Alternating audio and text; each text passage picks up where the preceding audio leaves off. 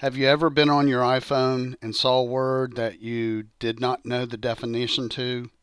Well, there is a way, an easy way to look up a definition of whatever word you're reading. So let's just do a quick example. I've got my iPhone here. I'm going to tap Google News. So let's just scroll here. Hurricane news right here. I'm going to tap that.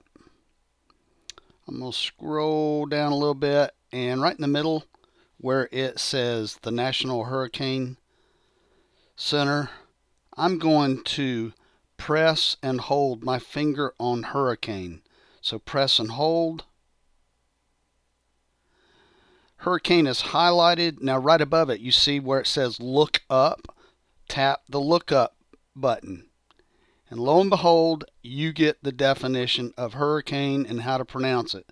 So this works on virtually every word that you'll read on your computer. So now you will never walk around not knowing the definition of a word.